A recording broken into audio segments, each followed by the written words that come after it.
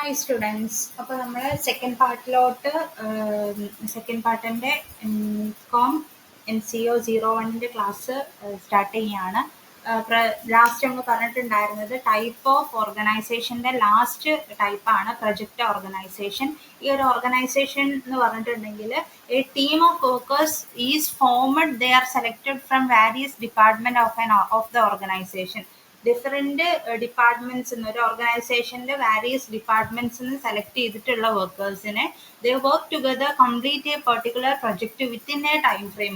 ആ ഒരു ടൈം ഫ്രെയിമിന് വേണ്ടിയിട്ട് ആ ഒരു പ്രൊജക്റ്റിന് വേണ്ടി വർക്ക് ചെയ്യാനായിട്ടുള്ള ഡിഫറെൻറ്റ് ഡിപ്പാർട്ട്മെൻറ്റിലുള്ള വർക്കേഴ്സിനെ ഓൾ ടുഗദർ ആയിട്ട് വർക്ക് ചെയ്യിപ്പിക്കുന്നതിനെയാണ് പ്രൊജക്റ്റ് ഓർഗനൈസേഷൻ എന്ന് പറയുന്നത്. ഈ ഒരു ഓർഗനൈസേഷന് ഒരു പ്രൊജക്റ്റ് ലീഡർ ഉണ്ടാവും, പ്രൊജക്റ്റ് മാനേജർ ഉണ്ടാവും, ലീഡർഷിപ്പ് മെയിൻറ്റെയിൻ ചെയ്യാനായിട്ട്. After the completion of project employees go back to their respective departments. ഈ ഒരു പ്രൊജക്റ്റ് കംപ്ലീറ്റ് ചെയ്തതിന് ശേഷം അവരുടേതായിട്ടുള്ള ഡിപ്പാർട്ട്മെൻറ്റിലോട്ട് അവർ മാറുന്നുണ്ടാവും. ഇനി നെക്സ്റ്റ് ഈ ഒരു ചാപ്റ്ററിൽ ഇമ്പോർട്ടൻ്റ് ആയിട്ടുള്ളതാണ് features of A modern organisation. ഇപ്പോൾ ഒരു മോഡേൺ ഓർഗനൈസേഷനിലോട്ട് മാറുന്ന സമയത്ത് എന്തൊക്കെ ഫീച്ചേഴ്സാണ് ആ ഒരു ഓർഗനൈസേഷനിൽ ഉണ്ടാവുക എന്നുള്ളതാണ് പറയുന്നത്. So first one, the size of the men power is decreasing. ആ ഒരു ഓർഗനൈസേഷൻ്റെ മെൻ പവർ ഡിക്രീസ് ആവും. ആ ഒരു ഓർഗനൈസേഷനിൽ ഇപ്പം നമുക്കറിയാമല്ലേ, മോഡേൺ ആയിട്ടുള്ള ഒത്തിരി കാര്യങ്ങൾ വരുന്ന സമയത്ത്, ഇപ്പം AI ഒക്കെ വരുന്ന സമയത്ത് നമ്മൾ 2-3 പേര് ചെയ്യേണ്ട വർക്ക് AI നമുക്ക് സിമ്പിളായിട്ട് ഒരുമിച്ച് ചെയ്തു തരും. അപ്പം മെൻ പവർ ഡിക്രീസ് ആവും. അത്രയും നമ്മൾ എഫേർട്ട് ഇടേണ്ട, മെൻ പവർ കുറവാണ് നമുക്ക് വേണ്ടി വരും. പിന്നെ റോബോട്ടും കാര്യങ്ങളൊക്കെ വലിയ വലിയ ഓർഗനൈസേഷനിൽ വരുമ്പോൾ മെൻ പവർ കുറവാണ് ഉണ്ടാവുക. പിന്നെ second one, the structure of an organisation is getting smaller and flatter. ആ ഒരു ഓർഗനൈസേഷൻ്റെ സ്ട്രക്ചർ സ്മോളർ ആയിട്ടും ഫ്ലാറ്റർ ആയിട്ടും മാറും. അപ്പം നമ്മൾ മുന്നേ കുറേ സ്ട്രക്ചർ കണ്ടല്ലോ, ബോട്ടം തൊട്ടിട്ട് CEO വരെയുള്ള വലിയൊരു സ്ട്രക്ചർ കണ്ടല്ലോ.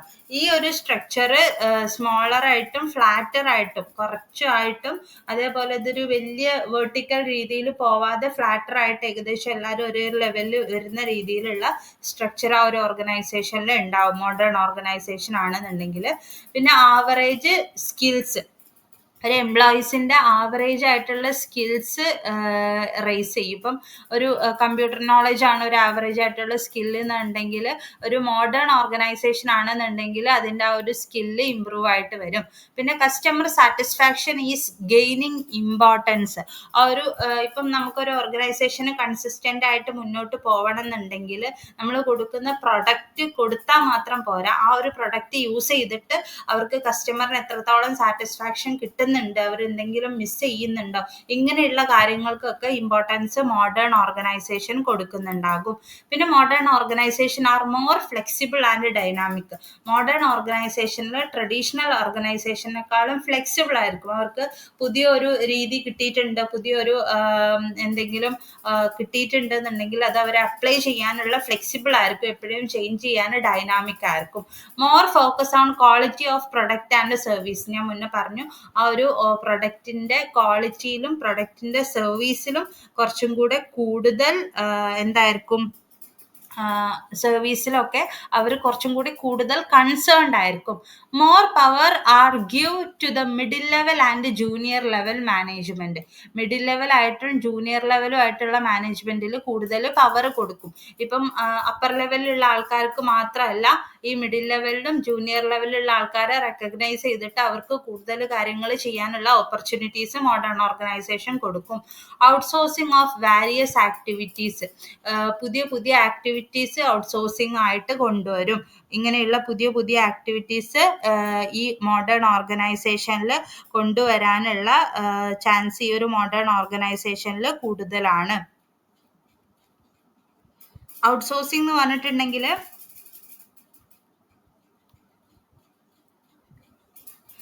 പുറത്തുനിന്നുള്ള കാര്യങ്ങളൊക്കെ കൂടുതൽ കമ്പനിയിൽ ഇംപ്ലിമെന്റ് ചെയ്യാം. പുറത്തുനിന്നുള്ള ഓരോരോ ഇപ്പം മറ്റൊരു ഓർഗനൈസേഷൻ എന്തെങ്കിലും കാര്യങ്ങളൊക്കെ ഇംപ്ലിമെന്റ് ചെയ്തിട്ടുണ്ടെന്നുണ്ടെങ്കിൽ അത് നമ്മളെ കമ്പനിയിലും കൂടെ ഇംപ്ലിമെന്റ് ചെയ്യാനുള്ള കാര്യങ്ങളൊക്കെ നോക്കും. Modern organisation readily accepts latest technology. ഇങ്ങനെയുള്ള മോഡേൺ ഓർഗനൈസേഷന് ലേറ്റസ്റ്റ് ടെക്നോളജീസ് കൊണ്ടുവരാനായിട്ട് ആക്സെപ്റ്റഡ് ആവും. അതാണ് ഔട്ട്സോഴ്സിങ്ങും അതേപോലെ ലേറ്റസ്റ്റ് ടെക്നോളജി ആക്സെപ്റ്റ് ചെയ്യുന്നുള്ളതും കൂടെ പറയുന്നത്. പിന്നെ important functions of manager in an organisation. ഒരു ഓർഗനൈസേഷൻ്റെ ഉള്ളിലുള്ള മാനേജറിന് ഇമ്പോർട്ടൻ്റ് ആയിട്ടുള്ള ഫങ്ഷൻ. ഇപ്പം മാനേജർ വർക്ക് ചെയ്യുന്നുണ്ടാവുക താഴെയുള്ള വർക്കേഴ്സ് എംപ്ലോയീസിൻ്റെയും ഫോർമാൻ്റെയും ഒക്കെ മുകളിലായിട്ടാണ് ഒരു മാനേജർ വർക്ക് ചെയ്യുന്നുണ്ടാവുക. അപ്പോൾ ആ ഒരു മാനേജർ എന്താണ് ചെയ്യേണ്ടത് എന്നുള്ളതാണ് പ്ലാനിങ് എന്ന് പറഞ്ഞിട്ടുണ്ടെങ്കിൽ നമുക്കറിയാം, പ്ലാനിങ് ഈസ് പ്ലാനിങ് എന്ന് പറഞ്ഞിട്ടുണ്ടെങ്കിൽ നമ്മൾ എവിടെയാണോ നമ്മൾ ഓർഗനൈസേഷൻ ഇപ്പം നിൽക്കുന്നത് അവിടെ നിന്ന് ഓർഗനൈസേഷൻ എങ്ങോട്ടാണോ എത്തേണ്ടത് അത് എത്താനുള്ള കാര്യങ്ങളൊക്കെ ഓർഗനൈസ് ചെയ്ത് പ്ലാൻ ചെയ്യുന്നതിനെയാണ് where we are and where to go. നമ്മൾ എവിടെയാണ് എങ്ങോട്ടാണ് പോവേണ്ടത് എന്നുള്ള കാര്യങ്ങളൊക്കെ കൃത്യമായിട്ട് പ്ലാൻ ചെയ്യുന്നതാണ് ഒരു മാനേജറിന്റെ ഫസ്റ്റ് ഫങ്ഷൻ. പിന്നെ ഓർഗനൈസിങ്, എങ്ങനെയാണ് ആ ഒരു പ്ലാനിലോട്ട് എത്തുക എന്നുള്ളത് ഓർഗനൈസ് ചെയ്തിട്ട് എന്തൊക്കെയാണ് ചെയ്യേണ്ടത് എന്നുള്ളത് കറക്റ്റ് ഓർഗനൈസ് ചെയ്യുക. സ്റ്റാഫിംഗ് എന്ന് പറഞ്ഞിട്ടുണ്ടെങ്കിൽ ഓർഗനൈസ് ചെയ്തിട്ടുള്ള കാര്യങ്ങൾ ഇംപ്ലിമെന്റ് ചെയ്യുക. ഓരോരോ ഡിപ്പാർട്ട്മെന്റ് ആക്കി തിരിക്കുക. ആ ഓരോരോ ഡിപ്പാർട്ട്മെന്റിലുള്ള ആൾക്കാരെ സ്റ്റാഫിംഗ് എന്ന് പറഞ്ഞിട്ടുണ്ടെങ്കിൽ മെൻ പവർ നമ്മൾ കൃത്യമായിട്ട് യൂട്ടിലൈസ് ചെയ്യുക. ആ ഓരോരോ ഡിപ്പാർട്ട്മെന്റിന് അണ്ടറിൽ എന്തൊക്കെയോ വർക്കാണ് വരിക, എത്ര പ്രൊഡക്ഷൻ ഇന്ന് നടത്തണം, എത്ര ആൾക്കാർ നടത്തണം, അങ്ങനെയുള്ള സ്റ്റാഫിംഗ് ആണ്. പിന്നെ ഡയറക്റ്റിംഗ് എന്ന് പറഞ്ഞിട്ടുണ്ടെങ്കിൽ ആ ഒരു നമ്മൾ നടത്തിയിട്ടുള്ള കാര്യങ്ങൾ, ഇപ്പം സ്റ്റാഫിങ്ങും ഓർഗനൈസിങ്ങും നമ്മൾ നടത്തി, അപ്പം അത് കറക്റ്റ് ആയിട്ട് പോകുന്നുണ്ടോ എന്നുള്ളതാണ് അടുത്തത് നോക്കേണ്ടത്. അടുത്തത് നോക്കേണ്ടത് അങ്ങനെയാണ്. കാര്യം അത് ഗൈഡ് ചെയ്യുക, ഇൻസ്ട്രക്ട് ചെയ്യുക, മോട്ടിവേറ്റ് ചെയ്യുക, ഇങ്ങനെയുള്ള ഈ ഒരു സ്റ്റാഫിങ് പ്രൊഡക്ഷൻ കൃത്യമായിട്ട് നടക്കുന്നുണ്ടോ എന്നുള്ളത് ഡയറക്റ്റ് ചെയ്യേണ്ടത് മാനേജറാണ്. പിന്നെ കമ്മ്യൂണിക്കേറ്റിംഗ് കറക്റ്റായിട്ട് നമ്മൾ എന്തൊക്കെയാണ് കാര്യങ്ങൾ വേണ്ടത് എന്നുള്ളത് കമ്മ്യൂണിക്കേറ്റ് ചെയ്യുക. എംപ്ലോയീസിനായിട്ടാണെങ്കിലും എംപ്ലോയീസിൻ്റെ മുകളിൽ ചിലപ്പോൾ TLs ഉണ്ടാവും. അപ്പം അങ്ങനെയുള്ള കേസിൽ അത് നമുക്ക് കറക്റ്റായിട്ട് കമ്മ്യൂണിക്കേറ്റ് ചെയ്യുക. ഒരു സിസ്റ്റമാറ്റിക് ആയിട്ടുള്ള പ്ലാനും കാര്യങ്ങളൊക്കെ നമ്മൾ അവരായിട്ട് കമ്മ്യൂണിക്കേറ്റ് ചെയ്യുക. പിന്നെ കൺട്രോളിങ് എന്ന് പറഞ്ഞിട്ടുണ്ടെങ്കിൽ നമ്മളുടെ നമ്മളുടെ എംപ്ലോയീസിനെ കറക്റ്റായിട്ട് കൺട്രോൾ ചെയ്യുക. The process of evaluating organisational progress towards goal by monitoring and correcting deviation from the plan. നമ്മൾ കറക്റ്റ് ആയിട്ട് തന്നെയാണ് ആ ഒരു പ്രോസസ്സ് കടന്നു പോകുന്നത് എന്നുള്ളത് നമ്മൾ ഇവാലുവേറ്റ് ചെയ്യുക. പിന്നെ ആ ഒരു ഗോള് മോണിറ്റർ ചെയ്യുക, ആ ഒരു അച്ചീവ്മെന്റിലോട്ട് എത്തുന്നത് എങ്ങനെയാണെന്ന് മോണിറ്റർ ചെയ്യുക. ഇനി എത്തിക്കഴിഞ്ഞിട്ടുണ്ടെന്നുണ്ടെങ്കിൽ എന്തെങ്കിലും പ്ലാനിൽ ഡീവിയേഷൻ സംഭവിച്ചിട്ടുണ്ടോ എന്നുള്ളതും കൂടെ നമ്മൾ മോണിറ്റർ ചെയ്യുന്നതാണ് കൺട്രോളിംഗ് എന്ന് പറയുന്നത്. അപ്പൊ ഈ ഒരു മാനേജറിന്റെ കംപ്ലീറ്റ്, ഇപ്പൊ നമ്മളൊരു ഓർഗനൈസേഷന്റെ ഫംഗ്ഷന് സ്റ്റാർട്ട് ചെയ്യുന്നത് ഇവിടെ വെച്ചിട്ടാണ്. പ്ലാനിങ് ആണ്. നമ്മൾ ഒരു ടാർഗറ്റ് സെറ്റ് ചെയ്തു, അത് എങ്ങനെയാണ് ഇംപ്ലിമെന്റ് ചെയ്യേണ്ടതെന്നുള്ളത് ഓർഗനൈസ് ചെയ്തു. അത് ഇംപ്ലിമെന്റ് ചെയ്യാനുള്ള വർക്കേഴ്സിനെ നമ്മൾ എടുത്തു. അത് വർക്കേഴ്സിനെ നമ്മൾ എടുത്തിട്ട് ഡിപ്പാർട്ട്മെന്റ് ആക്കി തിരിച്ചു. പ്രൊഡക്ഷന്, പാക്കിങ്, പിന്നെ അഡ്വർടൈസിങ്, മാർക്കറ്റിംഗ്, അങ്ങനെയുള്ള ഓരോരോ സ്റ്റാഫിങ് നമ്മൾ ഓരോരോ ആൾക്കാരെ മെൻ പവർ യൂട്ടിലൈസ് ചെയ്തു. പിന്നെ അത് നമ്മൾ ഡയറക്റ്റ് ചെയ്യാണ് ചെയ്യുന്നത്. ഡയറക്റ്റിംഗ് എന്ന് പറഞ്ഞിട്ടുണ്ടെങ്കിൽ നമ്മൾ ആ ഒരു ഓർഗനൈസേഷന്റെ ഗൈഡ് ചെയ്യുക, എന്തൊക്കെയാണ് കാര്യങ്ങളൊക്കെ കറക്റ്റ് ആയിട്ട് നടക്കുന്നുണ്ടോ. പാക്ക് ചെയ്യുന്ന ആള്, പ്രൊഡക്ഷൻ ചെയ്യുന്ന ആള്, ഇപ്പൊ 100 യൂണിറ്റ് പ്രൊഡക്ഷൻ ഉണ്ടെങ്കിൽ 100 യൂണിറ്റ് പ്രൊഡ്യൂസ് ആയിട്ടുണ്ടോ, പാക്കിങ് പ്രോപ്പർ ആയിട്ട് നടക്കുന്നുണ്ടോ എന്നുള്ളത് ഡയറക്റ്റ് ചെയ്യുക. കമ്മ്യൂണിക്കേറ്റിംഗ് എന്ന് പറഞ്ഞിട്ടുണ്ടെങ്കിൽ നമ്മൾ പ്രോപ്പർ ആയിട്ട് എല്ലാവരോടും കമ്മ്യൂണിക്കേറ്റ് ചെയ്തുകൊണ്ടേ ഇരിക്കുക, ഇന്ന കാര്യങ്ങൾ നടക്കണം എന്നുള്ളത് മാനേജർ കറക്റ്റ് ആയിട്ട് കമ്മ്യൂണിക്കേറ്റ് ചെയ്യണം. കൺട്രോളിംഗ് എന്ന് പറഞ്ഞിട്ടുണ്ടെങ്കിൽ 100 യൂണിറ്റ് കറക്റ്റ് ആയിട്ട് ആയിട്ടുണ്ട് എന്നുണ്ടെങ്കിൽ നമ്മൾ അത് കറക്റ്റ് ആയിട്ട് പ്രോപ്പർ ആയിട്ട് ഇവാലുവേറ്റ് ചെയ്യുക. പ്രോഗ്രസ്സിൽ തന്നെയാണോ എന്ന് ഇവാലുവേറ്റ് ചെയ്യുക. പിന്നെ അതേപോലെ തന്നെ ഇനിയിപ്പോൾ 100 യൂണിറ്റ് ആയിട്ടുണ്ടെന്നുണ്ടെങ്കിൽ ഓരോരോ പ്രൊഡക്റ്റും ഇവാലുവേറ്റ് ചെയ്തതിന് ശേഷം ആ ഒരു പ്രൊഡക്റ്റ് പ്രോപ്പർ ആയിട്ട് തന്നെയാണോ, അതിൽ എന്തെങ്കിലും ഡീവിയേഷൻ സംഭവിച്ചിട്ടുണ്ടോ. അപ്പൊ 99 ആണെന്നുണ്ടെങ്കിൽ ആ ഒരു 99 ആവാനുള്ള റീസൺ എന്താണ്, ആ ഒരെണ്ണം കിട്ടാത്തത് എന്തുകൊണ്ടാണെന്നുള്ളത് കറക്റ്റ് ആയിട്ട് നോക്കിയിട്ട് അതിന് എന്തെങ്കിലും ഡീവിയേഷൻ ഉണ്ടെന്നുണ്ടെങ്കിൽ അത് കറക്റ്റ് ചെയ്യുക. അതാണ് കൺട്രോളിങ്ങിന്റെ ഇത് വരുന്നത്. പിന്നെ നെക്സ്റ്റ് വരുന്നത് role of a manager in an organisation. ഒരു ഓർഗനൈസേഷൻ്റെ ഉള്ളിൽ ഒരു മാനേജറിന്റെ റോൾ എന്താണെന്നുള്ളതാണ്. ഇപ്പം നമ്മൾ ഒരു ഓർഗനൈസേഷന്റെ ഇമ്പോർട്ടൻ്റ് ആയിട്ടുള്ള ഫംഗ്ഷൻ ആണ് പഠിച്ചിട്ടുള്ളത്. ഇപ്പോൾ ഒരു റോൾ എന്താണ്, ഒരു ഓർഗനൈസേഷനിൽ ഒരു എംപ്ലോയി ഉണ്ടെന്നുണ്ടെങ്കിൽ, ഒരു മാനേജർ ഉണ്ടെന്നുണ്ടെങ്കിൽ ആളുടെ റോൾ എന്താണെന്നുള്ളതാണ് പഠിക്കുന്നത്. A manager's roles can be divided into 3 categories. 3 categories ആയിട്ടാണ് ഒരു ഓർഗനൈസേഷന്റെ മാനേജറുടെ റോള് കാറ്റഗറൈസ് ചെയ്തിട്ടുള്ളത്.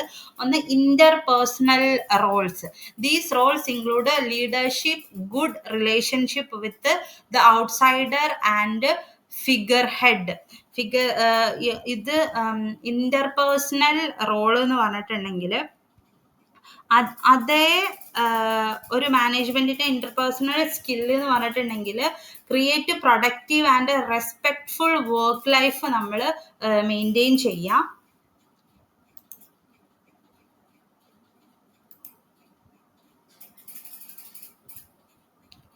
നമ്മൾ ആ ഒരു ഓർഗനൈസേഷനിലുള്ള ഉള്ളിൽ ലീഡർഷിപ്പ് നമ്മൾ പ്രോപ്പറായിട്ട് മെയിൻറ്റെയിൻ ചെയ്യുക. റെസ്പെക്ട്ഫുൾ ആയിട്ട് എല്ലാവരോടും നമ്മൾ പെരുമാറുക. ഗുഡ് റിലേഷൻഷിപ്പ് വിത്ത് ഔട്ട്സൈഡേഴ്സ്, നമ്മൾ പുറത്തുള്ള ആൾക്കാരോടും നല്ല രീതിയിൽ പെരുമാറുക.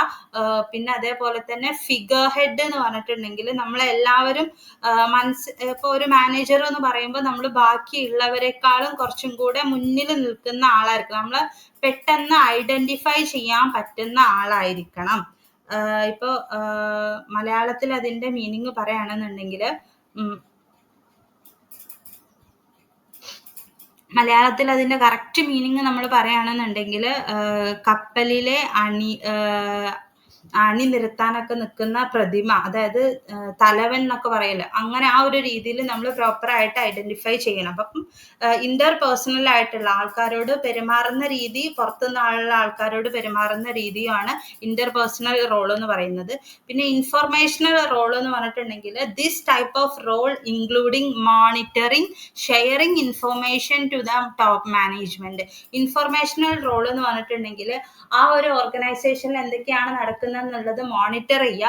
ഇൻ കേസ് എന്തെങ്കിലും കാര്യങ്ങളൊക്കെ ശ്രദ്ധയിൽപ്പെട്ടിട്ടുണ്ട് എന്നുണ്ടെങ്കിൽ അത് ടോപ്പ് മാനേജ്മെന്റിനെ ഇൻഫോം ചെയ്യുന്നതാണ് മാനേജറിന്റെ രണ്ടാമത്തെ role. Third role decisional roles. It includes taking initiative, allocating the resources properly and handling disputes among the employees.